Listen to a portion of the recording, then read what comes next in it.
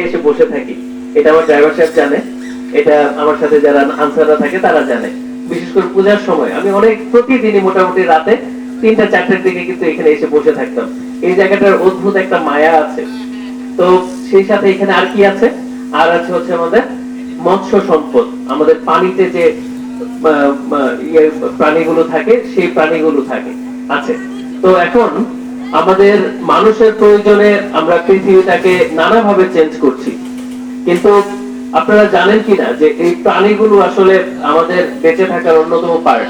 কেউ ধর্মীয় ভাবে নিবেন না, আমি জাস্ট সায়েন্টিফিক কিছু ফ্যাক্ট, সেই ফ্যাক্ট গুলো আমি বলবো।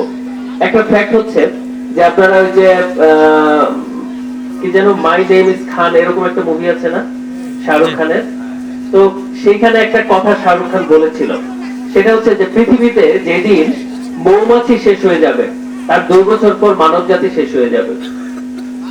এটা কিন্তু সায়েন্টিফিক্যালি ট্রু। মানে হচ্ছে যে পরাগায়ন যদি না হয় মৌমাছির মাধ্যমে 2 বছর পর মানুষ থাকবে না। আচ্ছা, আরেকটা সায়েন্টিফিক ফ্যাক্ট, সেটা হচ্ছে যে এই যে আজকে আমরা ডলফিন দিবস, আন্তর্জাতিক ডলফিন দিবস নিয়ে কথা বলছি, সেটা হচ্ছে ডলফিন এবং হাতি। আর এদিকে মানে সায়েন্টিফিক্যালি তো বলাই হয় যে বানর বা শিম্পাঞ্জি শ্রেণীর মানুষ থেকে আস্তে আস্তে আমাদের ইভ্যালুয়েশন, সেটা নিয়ে অনেক বিতর্ক আছে কোন মানে ইয়ে থেকে আসছে সেটা। আমি কিন্তু একেবারে সায়েন্টিফিক আলোচনা করছি, এটাকে কোনোভাবেই ধর্মীয় ভাবে ব্যাখ্যা করার সুযোগ নেই। তো এই জায়গাটায় আপনার ওদের যে পরিমাণ বুদ্ধিমত্তা, ওদের যদি আমাদের মতো এই যে হাত থাকতো, এই যে আমাদের গ্রিপ, এই গ্রিপটা যদি থাকতো, তাদের কিন্তু আমাদের কাছাকাছি আসার সুযোগ ছিল। তাদের ব্রেন তখন ডেভেলপ করতো, আসতো। তো আল্লাহ তাআলা আমাদেরকে শ্রেষ্ঠ বানাইছেন, অল্পের জন্য তারা সেকেন্ড বা থার্ড হইছে।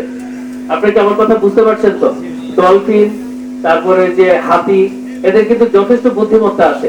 এবং আপনারা অনেকেই মেবি ছোটবেলায় শুনেছেন যে কোন মানুষ সমুদ্রে গিয়ে বিপদে পড়লে ডলফিন তাকে উদ্ধার করেছে, এরকম শুনেছেন না? কোন বিপদগ্রস্ত জিনিস মানে ইয়েকে উদ্ধার করেছে।